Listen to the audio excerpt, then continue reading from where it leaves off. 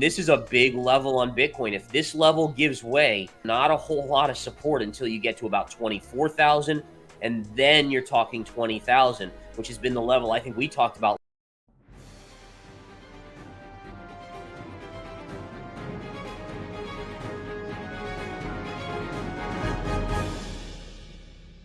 The biggest story of the day was that CPI number this morning, right? Yes. So coming into it, basically the market was looking to see, did we have peak inflation or not? And we kind of got this ridiculously gray area number where it wasn't like we saw a 7 handle on it.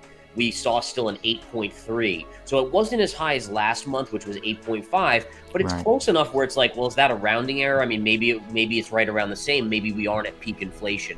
I think the market wants to know peak inflation is in there so that they can think that there's an end game for the Fed in terms of hiking. We didn't get that today, and that's causing continued selling in the stock market. In addition, you talk about like Terra Luna, what's going on with the UST, I think it is.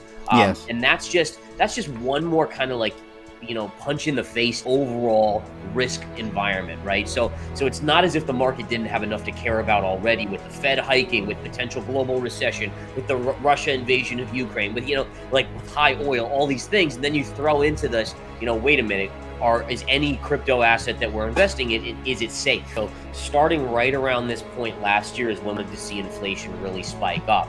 So when you look at it like that, it's like, okay, well, if we were already at 8% last year, we would have to add a full another 8% this year to really, or 8.3%. And so you start to have these numbers that go up and up and up. So what's interesting is it's going to seem like the inflation's coming down probably over the next 3 to 6 months, because realistically what we saw is last year at those same periods, inflation was already jumping. If you go back to the previous couple numbers, we didn't really have any inflation in the metrics, in the numbers yet, and it came on kind of mid-year into the late second half of the year. They were queuing off of, but honestly, 8.3% is basically even to last month.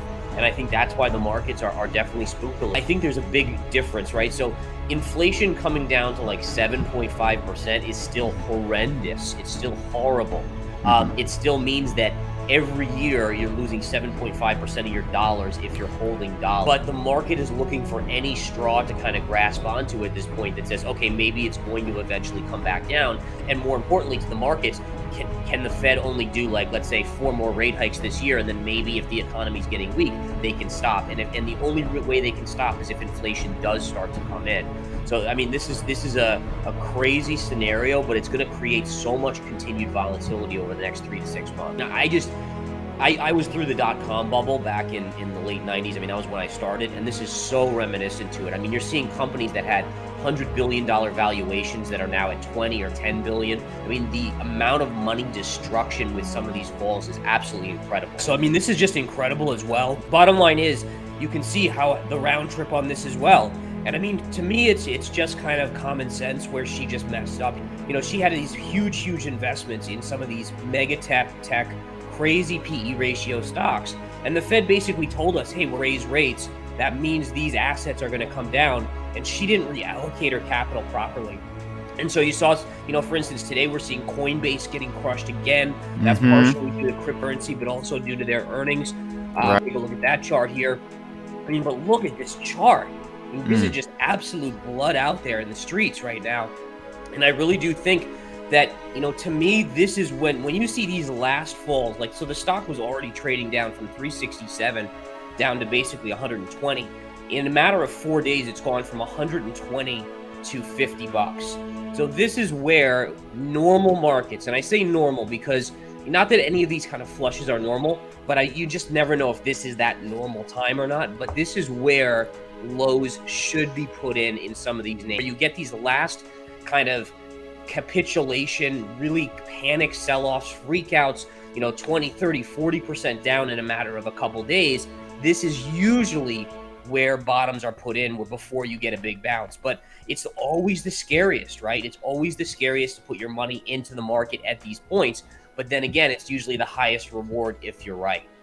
Situation where the stock market is doing the job for the Fed, right? So the Fed has only done a 50 basis point rate hike at this point, this year at least, I think. Maybe they did one in early January. But basically, when you have a stock market that declines 20, 30, 40%, it basically takes the wealth effect, which was creating inflation, or one of the reasons for inflation, and it's just wiping it out. Right. So all of a sudden people, people felt so great. They were buying houses. They were buying new cars. They were doing this because they looked at their 401k in 2021. They're like, holy cow, every month I'm up 10%. Like, this is incredible. I'm just like multiplying my money. Well, guess what? All that's vanished now. Now we have, I think the NASDAQ's got to be down close to over 25% now from the all-time highs. And that's gonna slow the economy. And you're right. You are going to see, in my opinion, a recession hit far before the Fed ever gets to that final raise that they probably think they're going to do at this point. You're going to see inflation come in to like 5% and then stay at around 5%, which is still high, but I think that's what's going to happen. And then you're going to see unemployment start to rise. So by late this year, I think you see unemployment starting to uptick to 4%, maybe 5%. And then in 2023, I think you go over 5, maybe 6 or 7%. And there's going to be a point where the Fed is going to have to make a decision. They're going to have to say, okay, do we still want to take inflation down from 5% to 3 or 2%, or do we want to tackle unemployment, which is now at 8 or 10%? And I think there's going to be a pivot point there where they're going to say, okay, well, we'll tolerate 4 or 5% inflation because we can't allow 10% of the workforce to go without jobs. And then they start pumping money again into the system. Many crypto players don't want regulation. You have to have safeguards and regulations in here. If something's going to claim to be tracking the dollar and it's going to have a 20 and 25 billion, whatever market cap it was, it has to be able to peg to that dollar. I mean, this is a black eye for crypto as a whole, honestly. It is. It is.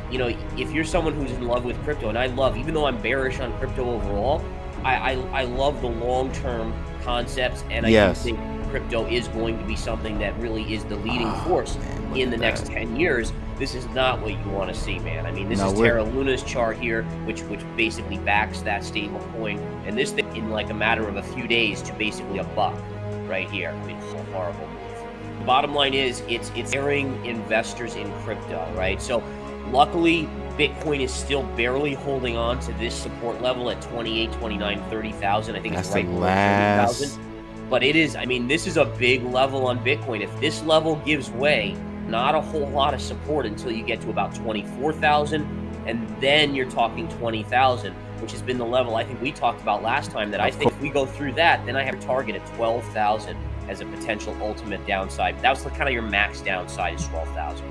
When other hedge funds hear that, let's say, this hedge fund is short of stock or whatever, then a lot of them will gang up and try to squeeze them out and push it the other way. And this is exactly what kind of happens in the crypto markets as well, where you're right, now 21% has like a bullseye target on it. And it's like, oh God, like the fact that they had to disclose this, it's not a good thing. Now honestly, he is such a hardcore believer. I highly doubt that he will find a way, like you said, figuring out they'll collateralize other Bitcoins or do something, because I do not see him getting in a position to dump that Bitcoin. Now, the question is if it goes to 15 or 12, do they have at that point, or do you see forced liquidations? And then what's even scarier about this, if it's forced liquidations and you have a whale like that holding that much Bitcoin, I mean, what is that? I mean, the possibilities are not good of what could end up happening to Bitcoin at that point. I mean, do you see it in one night just have that big candle down to like 5,000 because they have to liquidate so much? Think about, put a plan on paper ahead of time, because when it comes to it and it's falling, your emotion is going to get a hold of you, right? So number one, I think this is the one in Tether. So this is UST in terms of Tether, which is basically in terms of dollars as well, since Tether is still pegged. But I mean, look at the craziness of this. I mean, this is just unbelievable. But at this point, my guess is there's been too much loss of confidence in this as a stable coin. If they're able to somehow get it pegged again, as an investor, why would you ever go into something that has proven itself to not be a peg? When it comes to something being pegged, trust is everything with that. And so, I mean, it would be absolutely remarkable if they got it pegged to the dollar again. And then in all fairness, like if it was pegged for like 6 months, you'd get some trust back, maybe after more. But I mean, the question is, how long do they have? I mean, when there's other options like Tether out there, do you have that type of patience? Is it even worth it for them to continue? I don't know. For instance, and I'm not saying that Polkadot is, or Avalanche, or any of these other ones, but I mean, the falls on now getting kind of scary, where you're now, I mean, you've broken this 2021 level here, which was around $10. You're now trading at under 9. And I mean, you're potentially going back to this $5 level on Polkadot. You look at Avalanche, same kind of thing, where, I mean, this was a mega cap player up here, and this was not that long ago, and then here it is at $30 basically. And I think that's one of my big concerns, is what shaking does this do to the rest of the crypto market? And then are there holes where these funds, that these big whales, these entities, can they exploit these and try to drive them down and profit on shorts, right? So I mean, like, imagine if you're a whale, and this is not that this is legal, but this type of stuff happens where you get a big short position on another crypto, and then you kind of let float the rumor that there's some issue. And because people have just experienced UST, right, then they're all willing to believe it, and they all sell, and it drops it like a rock. And, and again, without regulation, without the SEC really watching over this, it is the Wild West. I mean, the biggest plays will come from snapback short covering rallies in, like, ARK Invest, ARKK, like the ones that have been just clobbered. They could have literally 20% bounces in a couple days if we just get some sort of stabilization in the market, just due to short covering. They've been pounded so much. But I think you're right on this. I think you'll notice that different asset classes coincide at major levels, and it all kind of coincides. And it makes sense. We know that the NASDAQ generally trades with crypto. So when the NASDAQ drops, crypto drops, and vice versa. So if the NASDAQ, for instance, is going to bounce, then you would assume crypto bounces as well. Makes sense that both of them could be off the same general, support lines. Just continue to be nimble. Again, this is a market where, there's a lot of money to be made if you know what you're doing. If not, you can really lose a lot very quickly. Small position sizes mean everything, right? Everyone, or at least retail investors, tend to go in thinking they want to make a fortune. In this market, it's all about playing it safe. Try to make a tiny amount of money that pays the bills, but that's it in this market. I mean, bull markets are easy. It always goes up. We saw that in 2020 and 2021. This is not that type of market. So just be very, very careful.